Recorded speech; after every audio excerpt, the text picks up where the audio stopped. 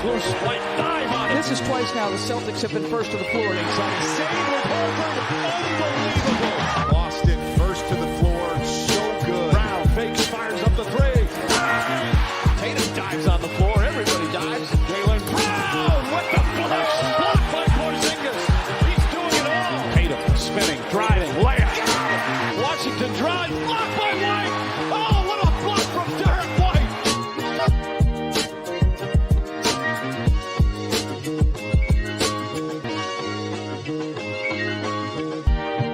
Ben Vallis here with First to the Floor. Thank you for joining us. Hope you're doing well. Controversy here early in Team USA's basketball Olympic campaign, who defeated Serbia handily in the end, but not without banishing Jayson Tatum, who was brutally DNP'd by Steve Kerr.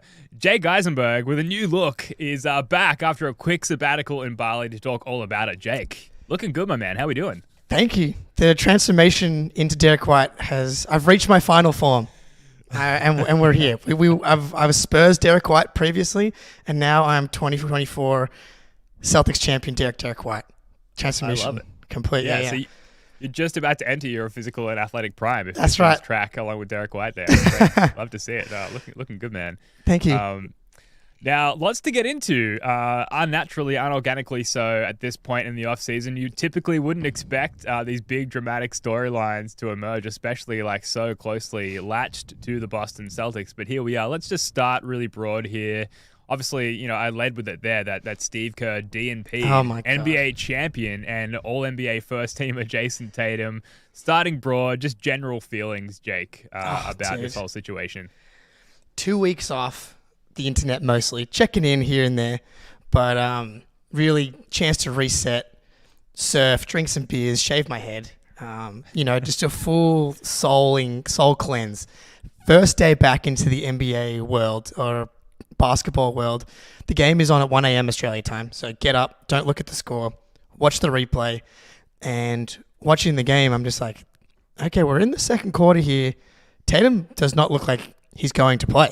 Like he does, he also looks pretty subdued on the bench as well. Yeah. And it became very clear after the first half that he wasn't going to play at all. And then the rage started to build. The rage was already building early, watching Embiid getting the starting nod and Tatum not being playing while Devin Booker starts at the small forward position. And then you go online, and I'm like, wow, this is my first day back into the NBA world. And in the Discord, I was like, man, I thought it would just be a normal day back online. And Troy in the chat actually was like, Jake, you've been gone for too long. Because maybe he's right. That was just another normal day online as a Celtics fan. Was a day filled with hate for Jayson Tatum. But man, I probably am higher on the disrespect bullshit scale spectrum because there's some people that don't really care. I know you're happy he's resting. I'm infuriated that they're doing this to my boy. Look what they've done to my boy. Yeah, I feel like I'm close to one of the only people who doesn't really care that much. Like, someone had to be DNP'd, and, like, does it really matter? Not true. Well, I mean, functionally, it makes more sense from a functional lineup perspective, from putting together, like, a 10-man-ish rotation. We see they get even shorter in, like, NBA playoff rotations. Functionally, I think it makes sense to limit the rotation from a chemistry standpoint. And, like, did it really matter in this game that it was Booker instead of Tatum? It could have been you or I instead of Tatum, Jake. And that's my point. Still would have blown out Serbia. And, like, Tatum, he's just played heavy, deep playoff rotation, playoff run minutes for, the third year in a row. Imagine if KP was playing for Latvia. Imagine if he was healthy and it emerged before the game. They're going to rest KP. We'd be like, that's fucking amazing. So, like, I kind of... They're not the same. I know they're not the same, but, like... It's good that his injury risk, his long-term injury and tiredness risk is minimized. I understand the disrespect element. He's Jayson Tatum. He just won the NBA Finals. He's the champion. He has to play. Like, he just got benched basically in favor of Kevin Durant and LeBron James, who are both incredible, by the way. It seems like there's this entitlement among fans, especially Celtics fans, that he has to play because of his recent NBA success. And Kerr knows that he can go to Jayson Tatum if he needs a larger, more lockdown, versatile defender. In this game, in theory, you did need Embiid, again, in theory, for that Jokic matchup. I do think we'll see a bit more Tatum, a little less Embiid in the future. And while I would personally take Jayson Tatum over Devin Booker, I think ultimately it doesn't matter, at least not in the Serbia matchup, Jake. No, basketball-wise, it doesn't matter at all. Mm-hmm. But we're not talking about basketball here. We're talking about disrespect. We're talking about politics. We're talking about conspiracies, which we're going to get to shortly. It's not about the basketball. This team, I was so confident was going to win gold no matter what. Like in the exhibition games, yeah, there were some close calls. Obviously, they go tight against South Sudan, but I think of that it's literally preseason versus playoffs. That's what the exhibition versus like the Olympics is like. Like there is not, there's no regular season in the Olympics. It's like you're straight into the playoffs, and the exhibition games are really more like preseason. So like the level of competition in the preseason exhibition games, I knew was not an indication of how things were going to go once they got to the Olympics. Defensive intensity being king among those things. Serbia, in theory, I think probably has the best chance of anyone to beat Team USA because of Jokic, because he's by far the best player that they're going to face, and it just doesn't really matter. Even Canada, which we can maybe get to later, like they just don't have the big man rotation. So like that's the point, is that they can play anyone and they're going to win the gold medal. And so who is most important to Team USA? It should be, after Kevin Durant, it should be Jayson Tatum. Like I understand, obviously LeBron and Steph are going to be the guys that can play. Like obvious. Jayson Tatum was the second leading scorer in the Olympics in Tokyo. Sure. In an instance where, and Devin Booker played as well in that Olympics. Jayson Tatum played in the FIBA World Cup before that as well. He's been a staple of Team USA for years now. And for him to be the guy that's the odd one out is insane disrespect. And I really wonder if, because he's the guy that's not going to complain, that became the easy choice. If he was to bench Anthony Edwards, you're going to hear about it. Anthony Edwards is going to do an interview about it. Jayson Tatum is the perfect guy to marginalize, because he probably doesn't really care that much. Yeah, I know. Actually, I know. I'm guessing he's pretty fucking pissed off. Yeah, I would say internally pissed off. I'm sure that he's shared with his inner circle, and like just his like facial expressions or lack thereof on the bench. You could sort of get the impression that he was at least like, this feels weird to be sitting on the bench. Like even if that was his baseline, anger, if you want to call it that, that was like sort of not atypical of what we expect from Tatum, who's normally like this amazing vibes guy on the bench. But yeah, I think there's some degree of correctness there, where he's like a victim to this nice guys finish last approach from Steve Kerr. It's like, fuck, like these guys are all big ego, big talent guys. Who's gonna, shit the bed the least, emotionally speaking, if we DMP them in this one? It's gonna be Tyrese Halliburton and it's gonna be Jayson Tatum. And like already the reaction after the game, he was like, I feel like an idiot for not playing Jayson Tatum. We had articles all over the place. I've got one here from, is it Joe Varden of The Athletic, saying that, Joe Varden, Jayson Tatum, quote, will play for Team USA versus South Sudan after the Sunday benching. So whether that's matchup related, whether that's crap, like I don't think I can get away with this again from Steve Kerr's perspective. It seems like that will be rectified to some degree, Jake. And that's the thing, is like they should have known this is coming. And so to like, subject Tatum to the online shitstorm that was very obviously going to come by benching Jayson Tatum, that's where I get really, like, you didn't need to play him 20 minutes. There's 10 minutes. Devin Booker played 26 minutes. Mm-hmm. Like, Jayson Tatum could have easily found 10. I was, coming into the Olympics, I was like, I want Jayson Tatum to play a small role. 10 minutes, 12 minutes a night. That's still rest. Like, Jayson Tatum playing 10, 12 minutes a night is still rest. But now you subject him to the online trolling. That's obviously going to be there. But like actual smart people and like it becoming a legit national story. This is the only sport happening in the US right now is the Olympics, and the only like hockey, NFL. I mean, they're playing hockey as well. I don't know. Hockey's in the Winter Olympics, isn't it? So, like of the major sports, field hockey. Of the US major which we will get to, of the US major sports happening at the Olympics, basketball is the only one. Yeah. There's no baseball, I don't think, anymore either. And so the Red Sox are playing right now. yeah, right. So like this is going to be the story. This is going to lead a ton of shows. And so you would subject Tatum to this when you should know exactly what's coming. That's what pisses me off the most. Is like, and we can say these guys don't care, these guys don't hear it. They have admitted many times, whether it's like directly or reading between the lines, Jaylen Brown, Jayson Tatum both see and hear all of the online hate. And so to subject him to that purposefully, or like to not see it coming, is even more embarrassing, in my opinion. Yeah. When there's a guy of this stature, it makes me really annoyed that they've done this to my boy, dude.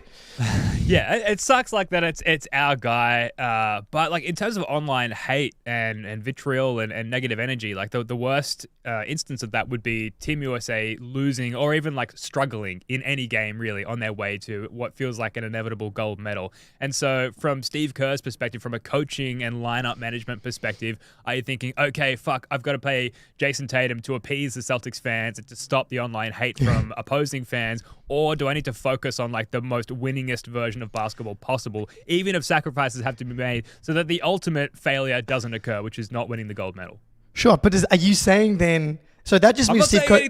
Okay, so you're okay. So that essentially is something else I wanted to say. Steve Kerr is just an awful coach then, because I actually agree that he's just trying to win. And so if he thinks that the best way to win is by not playing Jayson Tatum, who was the best player in the NBA that's on the Team USA team right now. Like, he was the best player in the NBA out of everybody on the USA roster. He's the most versatile player on the USA roster. He's a 6'10" guy that can play point guard or center. And to not be able to find a role for him, not just like so he's appeased, but to not be able to find a role for him that helps your team, that's just flat out coaching malpractice and embarrassing. I agree. Counterpoint, and we can keep going down this counterpoint yes, please, rabbit hole. All day long. Counterpoint, the very popular one to that is like from a Olympic basketball tenure standpoint, guys like Steph Curry, LeBron James, Kevin Durant, very most likely their last Olympic appearance ever. And so you do need to prioritize those guys. And therefore, Jayson Tatum has more of a long-term outlook as far as his place on the Olympic team. So that's one argument. But then already the counter to that is like, well, is JT even going to want to come back after this? Yes. The other counter to that is, and another argument you can make against JT is, I guess, if you like, I don't buy into this, but like he didn't play awesome in the exhibition games. Yes. Again, can't shoot. Preseason. Yes, cannot shoot. Hasn't been able to shoot apparently. But you know, a better catch and shoot 3-point shooter than Devin Booker historically. But you know, didn't play awesome in the exhibition games. But again, preseason versus playoffs, very different basketball. And the counter to all of that is Joel Embiid is fucking starting. Yeah. And he hasn't played a second for Team USA in his entire life. He's starting. And every time we watch this team play so far, it's very obvious that the team functions way better with Embiid off the court. And so they start him again. And I guess in this matchup, we want him for Jokic. Fine. But it was clear even before this, if they were playing Sudan, Puerto Rico, Embiid was going to be starting. He's going to be starting, I think, probably... unless it gets really bad and we get to like the medal rounds and the knockout stuff, and it's like, then we're going to really see, because Embiid and frenemy, I'm going to call him, of the podcast, Ben Gulliver here, USA basketball beat Serbia 110-84 in Olympic opener, with Joel Embiid a -8 in 11 minutes and 21 seconds, without Joel Embiid a +34 in 28 minutes and 39 seconds. Like, if you want to make the argument that Tatum can't be out there for a fit or whatever, then you like, why is Joel Embiid playing, a guy that hasn't played a second for Team USA? Someone in the comments, pointing out that Tatum's been with Team USA since he was like 15 years old.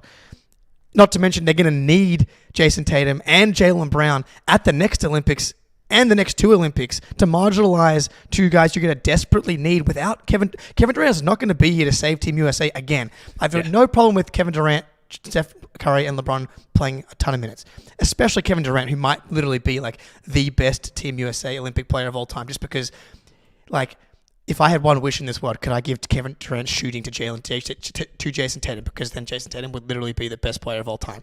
Yes, please. But like the fact that Kevin Durant can be a 50, like just shoot 45% from three or 100% from three on this team and just stand in the corner and then have guys play make and hit him and be 7 foot tall and shoot like that. No argument against Kevin Durant. He's like one of the best Olympic players in the history of the sport. That's fine. Got problems with pretty much everybody else playing over him except for those guys. Yeah, I don't know, like from a coaching standpoint, you think, okay, Kevin Durant like can play off ball and can really subdue his role quite a lot more easily, whereas like Jayson Tatum, the best version of Jayson Tatum is kind of in that like LeBron Team USA role where he kind of needs to be floor general and he kind of needs the ball in his hands to be playmaking. And like I guess it's hard to sort of slice it and look at it from the perspective of Steve Kerr, because like he called himself an idiot after the game, so he acknowledges that there's some level of idiocy about it. But you're trying to think about it from the perspective of coaching. Why the fuck would you do that? And you get into these deep rabbit holes of like, well, is it about how Jayson Tatum is best utilized? And because of how old LeBron James and Kevin Durant are, you might be expecting an injury down the road or a need to rest them down the road. So you're keeping Tatum on ice so he can come in and be more dominant on ball later in the campaign. I don't know. I appreciate you playing the devil's advocate role here, Ben. It's hard. I'm really struggling with it because really, you just play fucking Jayson Tatum. It's not. Way more It's simple. that's and like not like you don't have to play him much. Like all you needed was 10 minutes for this to be a non-story, and that they were going to win this game anyway. And I maybe because of Kevin Durant coming back late, is like they weren't sure and then whatever. It's just so easy. Yeah, it's like, so easy. Wouldn't you need to? There. Yeah, and like, wouldn't you need to ramp up KD? Like, JT's been around the whole time. He's been playing in all the exhibition games. It would make more sense that it would be KD on ice, but then it goes back to like it's probably his last Olympics. If you can play, get him in there. What did you think of the online vitriol from non-Celtics fans? Because it felt like they were all too keen. Of course. First opportunity since the undeniable championship winning from JT and the Celtics. Correct. Finally, the opportunity to pile back on. Did you find yourself getting stuck in with any non-Celtics fans on Twitter? Well, my tolerance is low now after being away for a couple of weeks, so I found myself really diving into it. And like, look, like you got a couple categories of online reactions. You got the trolls and the haters. That's just and that makes up like a vast majority of just like the online posts. And the only thing they really have left right now is like Jayson Tatum is a role player and not a superstar. It's like. That's what's funny about this. It's like, if he is a role player, then this is the perfect guy for Team USA. But like, if we're gonna go like quote unquote smart people on the internet, there was a lot of like I got Nate Duncan's tweet here. It's not a huge surprise to me that Kerr wouldn't have been as enamored of Tatum's game in this setting. Probably Tatum's biggest weakness is holding the ball, and Kerr hates that in general, and probably even more so on a team with this much talent. It's like. And then on the Greatest of All Talk pod today, they read out my email again, the head of the Celtics propaganda snake. And Ben Golliver pushed back on my idea that Tatum could play any position. And I saw that a lot online. It's like, how did everybody watch the 2024 playoffs and still come out of that with the same talking points from 2022? I don't understand how we've got here. Like now the whole point of Jayson Tatum, like despite being an inefficient volume scorer in the playoffs, still proved to be one of the most impactful players in the NBA because of his versatility. That's the takeaway of the playoffs is he's now a 6'10" guy that can play point guard, can set screens, can roll, and then guard 1 through 5. That's the whole point of Jayson Tatum. Yeah, we've seen him shut down Shea in the regular season. We've seen him guard Bam Kyrie. Adebayo and Kyrie, and really 1 through 5, unless it's the really big fellas like Joel Embiid, who's obviously not a factor, including outside of that, just offensively for Team USA. We've seen him defend everyone at the highest degree and level possible. So yeah, the versatility is like the one undeniable, unquestionable aspect of Tatum's game. Like if the shot's not going down, he'll still be a massive net plus on the court. So, and I think honestly, I'm more worried as a Sixers fan than a Celtics fan at this point. Watching Team USA, we can't control what Steve Kerr and his coaching staff do and how he decides to or not to utilize Jayson Tatum. What is very clear, and to the detriment of the good feelings of Sixers fans, is that Joel Embiid, with ample playing time, looks like ass, which makes me very happy from a Schadenfreude perspective. Yes, Sorry, go ahead. You're right on Joel Embiid. That's the silver lining here. is it like he's actually playing and looks bad. So it's like, and what's funny to me, it's like, oh, Joel Embiid's bad for FIBA. It's like he can't switch. He's kind of slow. Doesn't make quick decisions. I'm like, that's not a FIBA thing. That's a basketball thing. Yeah. That's bad. Those are valuable things in the NBA playoffs. But I was like, this is why he's not good in the playoffs relative to his regular season. I have one more important thing about the conspiracy situation before we move on. But you want to do the ad read and then we can do the conspiracy? I mean, let's wrap up the Tatum talk and then we'll get to an ad read and we'll come back and we'll do Derrick and Jrue. Okay. The only thing I can think of that maybe makes more sense than anything else is that this is a conspiracy to take down the 2024-2025 Boston Celtics. Yes, here we go. This, Bill Simmons infamously coined the secret and the disease of more. Or Pat Riley just, the disease of more. And that's how you take down the 2025 Boston Celtics. You sow dissent among the team. And how do you do that? Well, firstly, you don't select Jaylen Brown. That I'm not, so he's already pissed off. But the one that this is the coup de grace, to use some French, because we're talking about the France Olympics 2024. Well done. Thank you very much. Which for those who need a translation is a death note, a death nail in any type of context. Jayson Tatum sacrificing his individual success for the greater good, for the greatest team success there is, an NBA championship. Does he now, all the online hate from the playoffs, doesn't win Finals MVP when he should have won at least Eastern Conference Finals MVP and probably Finals MVP. Now he's sacrificing for the greater good of Team USA and they're going to win a gold medal like no matter what. And now the online hate gets bigger, more intense. Does he come out now in next season and try and get to 30? It's time for me. I sacrificed last year. I know I've been first team All-NBA. I want to push for MVP. That's the one thing left that's going to silence the haters. And that's just objectively bad for the Boston Celtics. Yeah, and I think the table is at least set for that. We've seen Jayson Tatum, come up positive against those obstacles at every opportunity so far in his career, but everyone's got their breaking point. Like at some point, he needs to suffer from that disease of more, you would think, and go out and try and get his. But like I've said, so far, every opportunity he's had to go down the wrong path there, he's gone the right way about it. So why wouldn't he do that again? I guess maybe wishful thinking on my part. No, I think you're right. I'm also, Joe Mazzulla is just loving all of this. Yes. Joe Mazzulla is loving all of this. I think he's crafting the presentation, the philosophy, the mental strategy, talking points for the next season based off of this. He's absolutely loving this. So, I think Tatum will come in and just do the same thing he's always done, be an incredible teammate. That's going to end up being the story of Jayson Tatum's career, is that he's just a winner. And that's what it's going to be. Yeah, I think relearning to shoot would be a huge aspect, which we keep touching on. But at some point, right, Jake, it's going to come back, and maybe all this time sitting on the bench, having time to think about it, might be helpful, if nothing else. Yeah, plenty of time to get shots up. You think any extra energy, get the shooting. I do want to get Sam Esfandiari on the podcast, Light Years Pod. Wanted to talk about the Warriors and this Steve Kerr stuff maybe after the Olympics.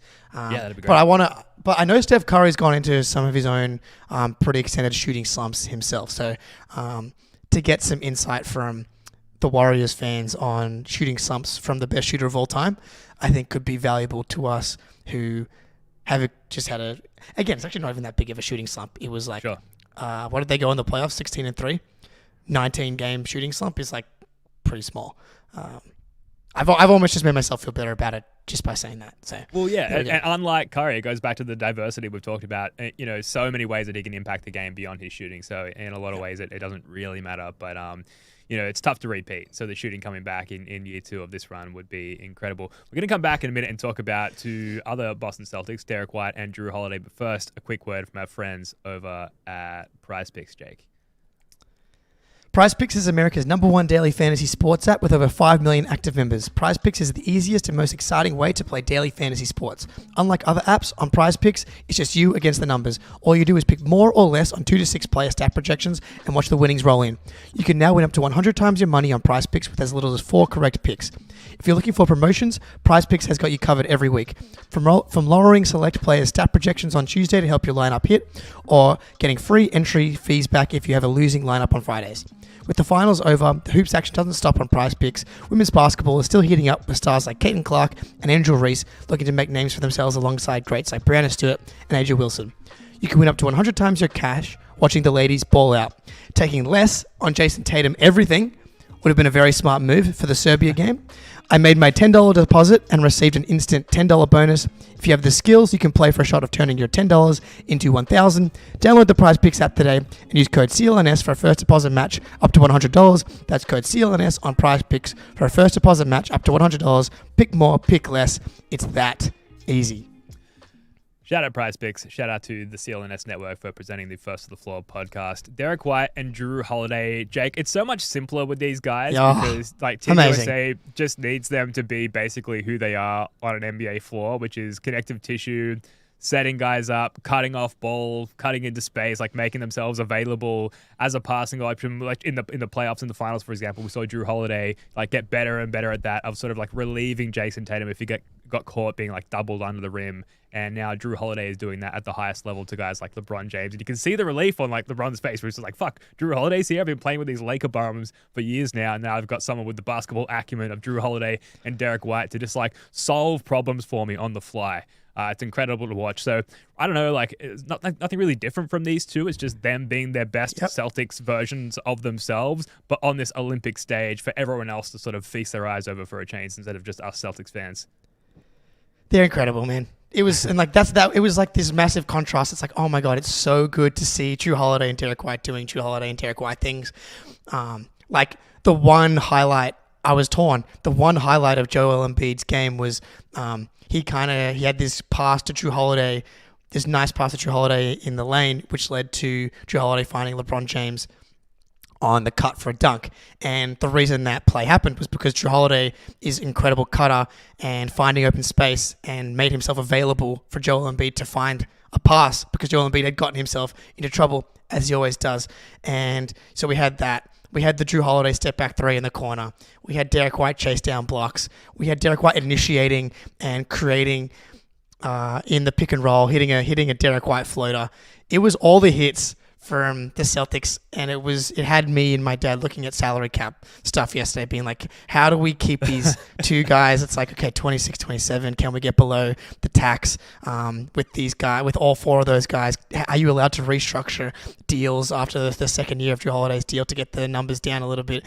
That's how good it was to see those guys doing that, and then to be fantasizing about having those four guys on the Boston Celtics for next season, and hopefully seasons after that. And are the Celtics going to be paying the tax? Are they going to be doing these things? Because please pay the tax and please keep Jrue Holiday and Derrick White on this team. But Derrick White was maybe the bigger takeaway for me, just because it almost even one of the highlight reels they showed from Team USA practice, Derrick White scored the most points in a 2-minute video, which obviously means nothing. But no matter where he goes, he just becomes this beloved player. Spurs, Celtics, Team USA, he just finds a way to do everything at an elite level. The type of player that he's turned into, again, had me fantasizing no matter what happens. The Jays plus Derrick White, and this version of Derrick White is just, it's a title contender no matter which way you slice it.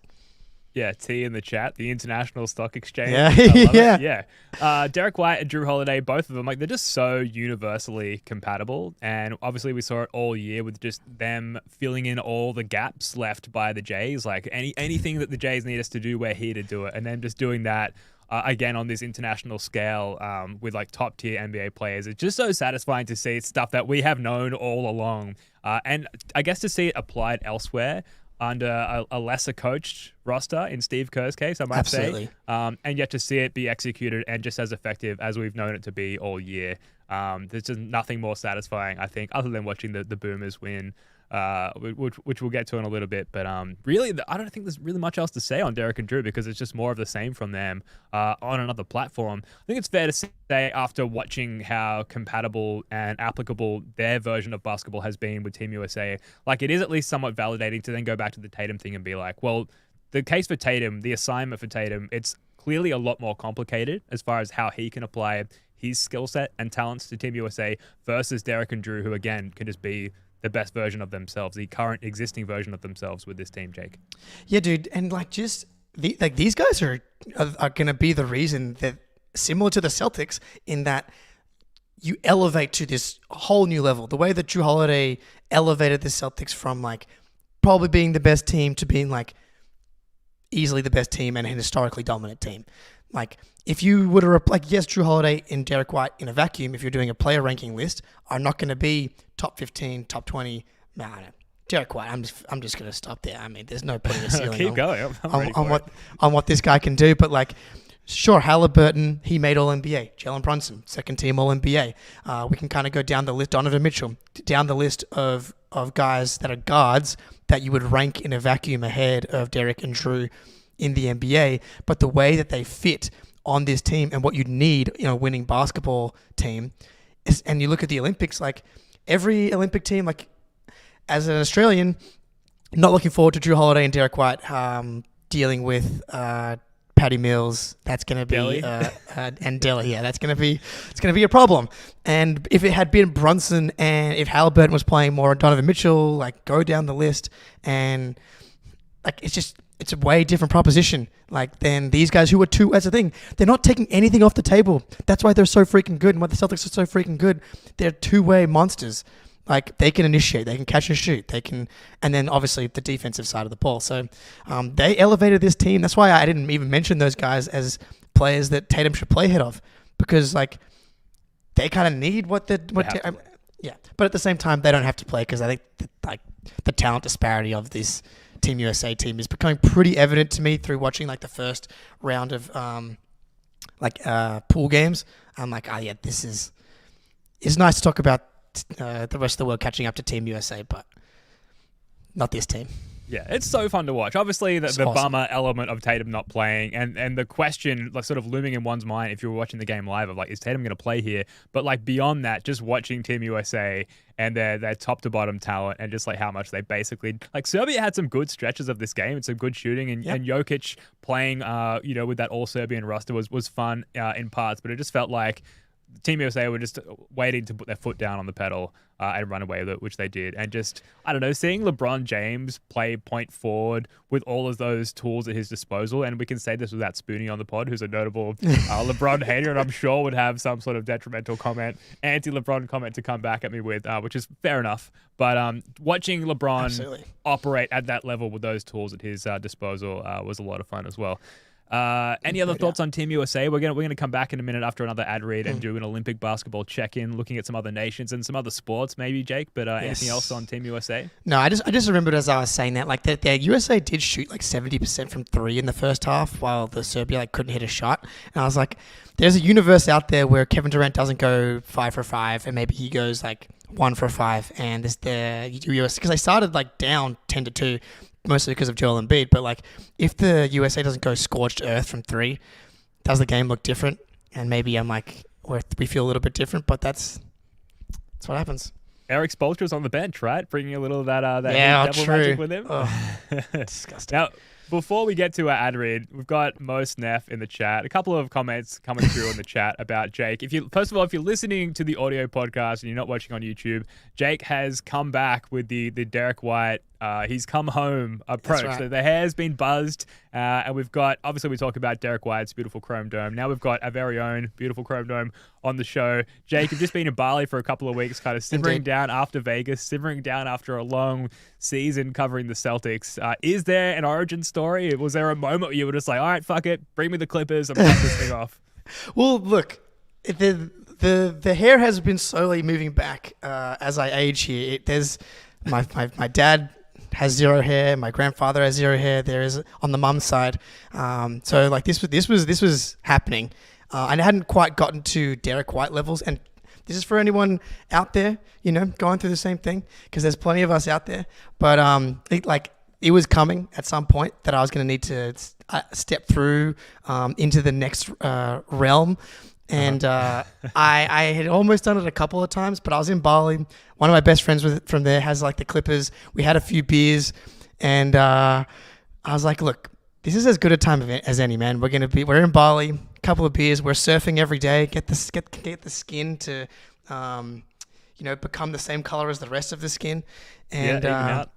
Yeah. And then like where my friend was staying, like the host had like these 3 like newborn puppies. So I had a support dog on my lap as I had my head shaved. Awesome. In this beautiful villa with the lights. It was and a couple of bintangs. So it was something that needed to happen. It's funny, like Ryan Russillo had Kelly Slater on his podcast one time. And they had a bald guy discussion. Maybe this is our chance to get Derrick White on the pod now, like through the bald angle. Richard White, if you're talking, I think this is the time to set it up. Yes. But Kelly Slater essentially said, like, every man that's losing their hair at some point is going to need to step through their holding on a little bit too long phase, and you complete your soul as you enter the next dimension. And so that's a wrap. Who knows? It's kind of growing back faster than I thought. And so, like, I don't know, I could just kind of bring it back a little bit. But for now, feels good. It's I keep getting into the shower and thinking, like, man, it's been a while since I've washed my hair. And then realizing, like, that's because there is no hair left. But yeah, so we're going, hopefully I now, like, Derrick White was really good for the Spurs, but Celtics bowled Derrick White, became like a fringe all-star. So hopefully I now become a fringe all-star in life. That's the idea. Even MJ, when he finally buzzed it up, obviously, Exactly. He took it up another level. LeBron, though, didn't go that way. Instead, went for the $1 billion hair plugs, which was... Yeah. I thought there was a big risk of them maybe coming into some level of danger, leading the charge there on the boat there during the opening ceremony, where the rain was coming down hard, but they held up. So obviously, it was a good investment from LeBron's perspective there. All right, we're going to come back in a minute and zoom out with a broader discussion on the Olympics. But first, here's a quick word from our friends over at Game Time. First of the Floor is brought to you by Game Time. I absolutely love going to MLB games when I'm in the US for the summer. One of my favorite sports memories is going to a Red Sox game while on my honeymoon in Boston on Patriots Day. It was just a quintessential Boston outing. And when I head back next time, I'll be using the Game Time app to grab our tickets. Game Time is an authorized ticket marketplace of Major League Baseball, which makes getting tickets faster and easier. Prices on the Game Time app actually go down the closer it gets to the first pitch. With killer last-minute deals, all-in prices, views from your seat, and their lowest price guarantee, Game Time takes the guesswork out of buying MLB tickets. We just bought all of our Vegas Summer League tickets very easily using the Game Time app, and you can take advantage of all the great Game Time features such as those last-minute tickets, flash deals, and zone deals. Easy to find and buy MLB tickets or for every kind of event in your area. Plus, lowest price guarantee, event cancellation protection, job loss protection, and more. There's legitimately so many amazing features that keeps bringing me back to the Game Time app, including the aforementioned last-minute deals. You can hang out outside the arena and snap up a last-minute deal on your seats. You can preview views from all the seats in the venue, and of course, Game Time's lowest price guarantee, event cancellation protection, etc. So, take the guesswork out of buying MLB tickets with Game Time. Download the Game Time app today, create an account, and use code CLNS for $20 off your first purchase. Terms apply. Again, create an account and redeem code CLNS for $20 off. Download Game Time today. Last minute tickets, lowest price, guaranteed. Now, Jake, some other teams have been playing in the Olympic basketball competition, including our Aussies, the Aussie Boomers, led by Patty Mills with some clutch rebounding, some clutch shooting. Josh Giddey, who... despite his reputation prior to these Olympics and trade activity in the NBA, was nothing short of incredible, really, as a leader for this Olympic Boomer squad. What was your take on game one of the Olympic campaign for the Boomers? It was awesome. So, like, I wasn't able to watch it live. I was, like, in the airport in Bali, and but I was following along, and I watched the replay when I got home. They looked good, man. They're, like, this is the difference between, like, Team USA and a bunch of these other, like, teams is like the chemistry is the thing that makes these teams really good. And like the Boomers clearly, despite having a few new players relative to the last Olympics, Giddey running the show a lot of the time, Dyson Daniels playing really well. I was impressed. Obviously, Spain not one of the better teams in the Olympics, but this is a knockout tournament. Like talent wise, Australia is kind of like not there relative to maybe like Canada, but at the same time, like it's one game, and so all you need to do is kind of just play well. Greece almost took down Canada, but I was really impressed by the Aussies, their cohesiveness. I like, as an Australian, like seeing Josh Giddey play well, like when he had such a shit time, self-inflicted wounds, obviously, at times there. But to see the Aussies kind of turn it around from their performance in the World Cup, like this was the best game they played since last Olympics that I've seen. And so that was a really good start. Yeah, and to see some like previous Boomer heroes like Joe Ingles, for example, take a back seat on the bench, and I don't know if Joe Ingles played at all or if he did, he tiny barely bit played in this one. But to see, he's cheering on sort of the newer crop of Boomer players, and then like Jock Landale, who he's going to come up with some literally more like sizable challenges as the tournament progresses. But in this particular matchup, he didn't really face those challenges. He was nothing short of dominant in his role. And, all these roles compared to that of an NBA role are diminished because there's like, more guys on the roster and there's shorter playing time overall with only 10-minute quarters. Jock Landale was incredible. Nick Kay as sort of this Olympic stretch four, I think was incredible as well. And Dyson Daniels, hitting his threes consistently. It's like, okay. And there is some degree of like guys play above their normal NBA level for this Boomers squad. I think you do see that across most of the international Olympic squads as well. We saw it with Serbia in stretches of that game yesterday against Team USA. Any idea why Dante Exum didn't play in this one, Jake? Is he injured or just DNP'd? He had a dislocated finger. Ah, shit. Okay. Yes. So, watching the replay, I was able to like lock in and got that information. But so that's why he didn't play. But yeah, dude, I would warn Hawks fans. Matisse Thybulle hit a lot of his threes in the Tokyo Olympics. So when it comes to Dyson Daniels hitting his threes, look, the shot looks okay to me. Yeah. I think he has a far higher offensive ceiling than Matisse Thybulle, but he hasn't really shown that kind of until that Spain game. But yeah, I think they've got, and like Josh Green, he can hit some threes as well. They've got a bunch of kind of like, in theory, two-way-ish wings, and then Patty Mills kind of running the show, hitting some clutch buckets. Like it's just awesome to see the green and the gold back out there. And Patty Mills has, coined this journey, just like kind of searching for the vibe, hunting for the vibe, and they found it in game one. Next game tonight against Canada, 9:30 Aussie time. I saw Aussie Phil in the chat talking about playback. We will be doing playback or I will be doing playback at least for some of the Olympic games. Not tonight, just because I'm still not home yet at my parents' house, so I'll be watching it with them. But definitely, as we get into the knockout rounds for sure, and even some of the other games later on. But yeah, definitely get on the playback for some of those games. Yeah, and I'm excited for this Australia-Canada matchup tonight. I talked about how the name is somehow escaping me. Jock Landale, apologies, is going to come up with some more sizable bigs as the tournament progresses, but he's not necessarily going to see that against Canada tonight, where it's like Kelly Dwight Powell, Kelly Olynyk, Kem Birch, like not the biggest of big men in that matchup. So I think hopefully Jock can cook a little bit in this game. And Patty Mills, in that first game, it's clear the opposition defense was just like, no matter what we do, we're not going to let Patty Mills get the best of us. And other people like Dyson Daniels, if they get open, let's let them shoot. And unfortunately, that strategy did not go well for them. But hopefully Patty Mills can kind of have a little bit more freedom in this game and cook a little bit more against Canada. But a lot of NBA talent on that Canada roster. It's going to be a challenge, but I'm excited. I think the Boobs are going to step up. Yeah, so I looked at the odds. I think that like the I almost called them the Celtics. I've moved into us and we when it comes to the Boomers. They were like, I think plus 200 or so underdogs or something like that. So like underdogs, but not like the line's closer than most of the Dallas Celtics games.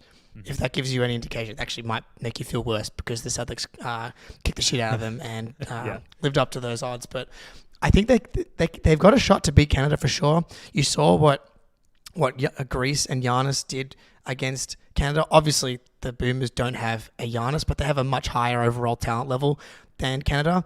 And Canada doesn't have the chemistry of the Boomers. Like this is the team that's been put together over the last year or two. They don't have like multiple Olympics together and like multiple training camps like FIBA World Cup. So I definitely think that they have a chemistry advantage, and it's one game. It's like, can you like who's our primary guy on Shea? It's probably Dyson, I think.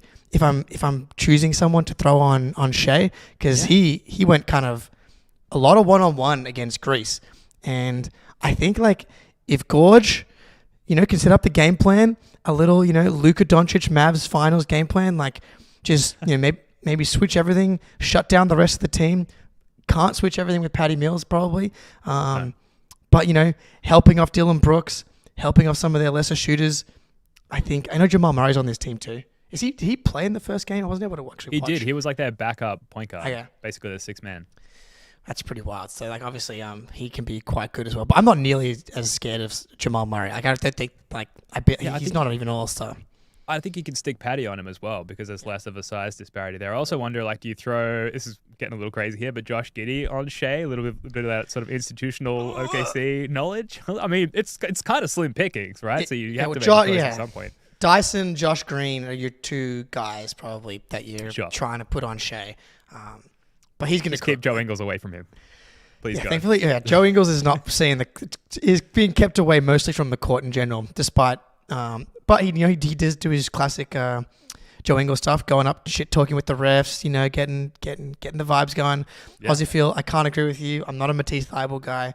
I don't think he needs to be there when they like really need offense. But they I forgot to mention Jack McVeigh. Jack Jumper's legend was awesome again. Dude, this guy's got a crazy story, man. Like, wasn't supposed to make the NBL. Next thing you know, he's like one of the best players in the NBL. Was never supposed to be anywhere near a Boomers team.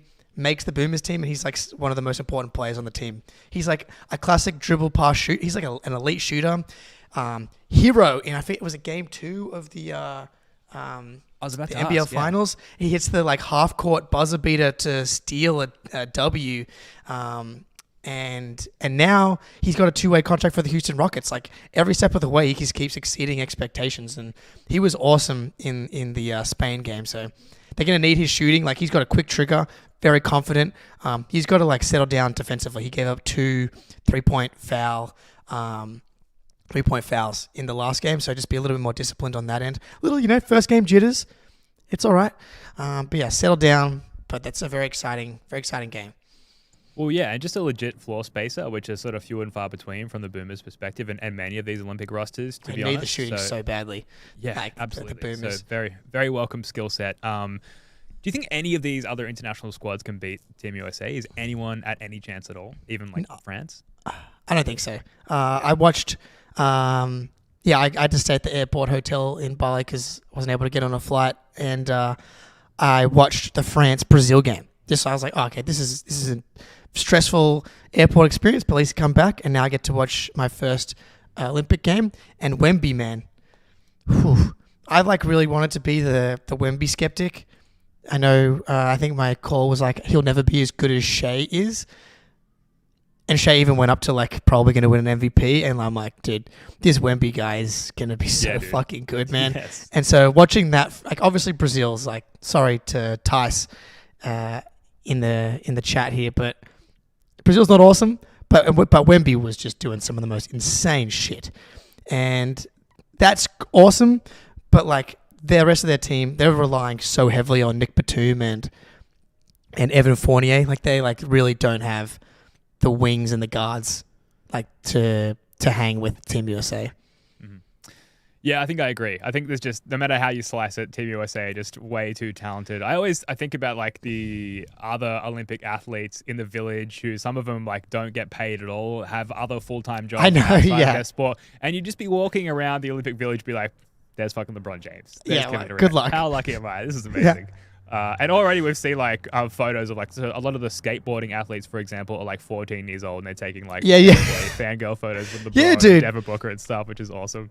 Yeah, shout out to I forgot her name, the Aussie girl who's 14. Chloe someone? Yeah, dude. she didn't medal in the end, but she had an awesome run. Yeah, she came sixth, I think, which is Yeah. so insane. Yeah, dude. She's like walking around chatting to LeBron James. Pretty awesome. Yeah, Germany's a good shout, Troy. They obviously beat Team USA in the FIBA final. Very different talent level between that USA team and this USA team. But yeah, Germany does give them trouble at times. But I mean, Team USA has never lost, feel like, when they actually have their A team. Like, they lost in 2004, and then that's because it was like the Stephon Marbury team.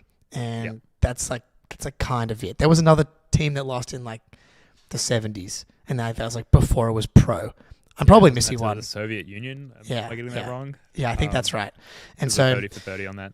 But yeah, when Team USA sends their A team, they don't lose, and it's technically possible.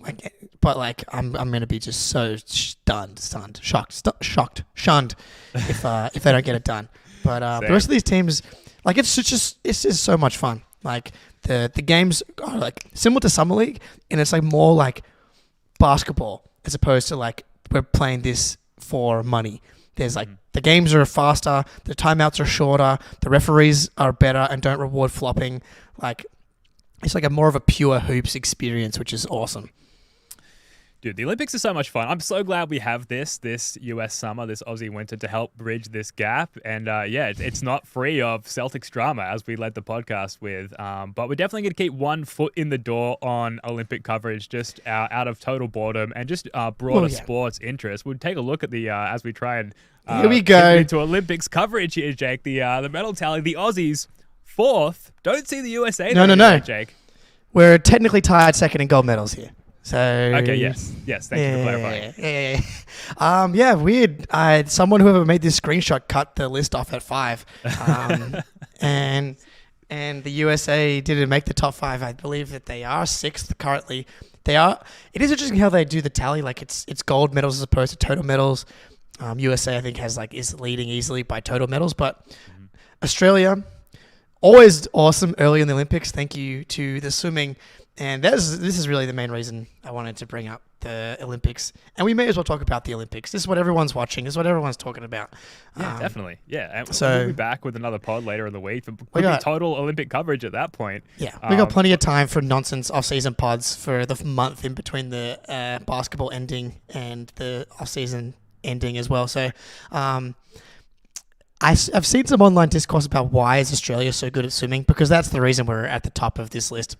Obviously, shout out Jen Fox, I think her name is, Jess Fox, sorry, for being a monster in the kayaking. And then there was a bike ride. My mum's miming me the other gold medalists in the background right now that I'm forgetting. Get her on the show. There's a horse rider. There's a horse rider as well. But purely where like the swimmers have been carrying us. That's the point. So that's the question. Why is Australia so good at swimming? Because we're girt by sea, dude. And what does girt by sea mean? I had to look it up again. Surrounded by sea. There you go. And we just have an insane swimming culture. Like when, the USA is practicing how to like avoid people coming into their schools with weapons. Australia's are at swim teams. Yeah, we're dodging shots, and we're literally at swim school lessons. Like we like at every school is like going to swimming class from like age 7, and so there's just a massive focus on swimming in this country because we're surrounded by dangerous animals and dangerous water conditions, and so that's kind of that's kind of the answer. Yeah, I'm a city boy, but I can backstroke out of a rip in the ocean. Exactly, dude. Now, look, there are one Aussie story, speaking of the Aussies in the Olympics.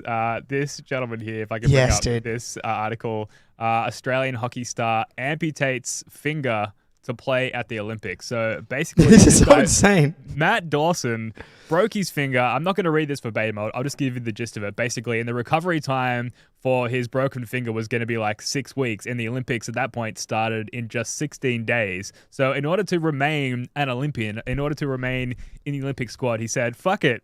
Cut off my fucking finger, amputate it, and I'll continue to play in the hockey. And that's exactly what he did. And as far as I can tell, the Aussies are still in it to win it. Thank God. In the field hockey. This guy cut off his finger to remain an Olympian, Jake. Absolutely incredible. Dude, I saw the quotes from like his wife being like, yeah, I trust you to make a good decision here, but like, don't do anything rash. Yeah.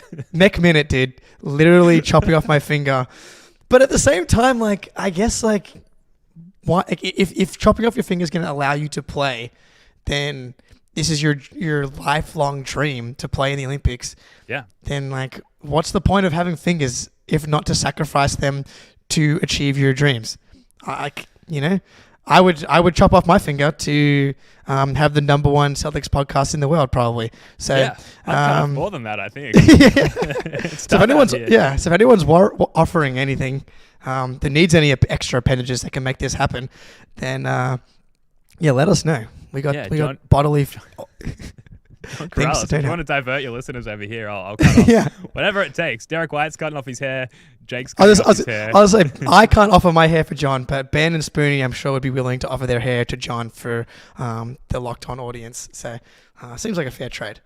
Yeah, hashtag different here, hashtag whatever it takes. All right, let's leave it there. That's going to do it for this one. Thank you so much for joining us. Thank you to CLNS. Thanks to Prize Picks and Game Time. Thanks to everyone watching live here on YouTube. We'll be back at the end of this week to talk some Olympic basketball. And surely, Jake, the basketball world won't tee up another pocket of drama for us to react to. Surely not. It really is the greatest show on earth. Jake Eisenberg, love your work, man. Until next time, go Celts.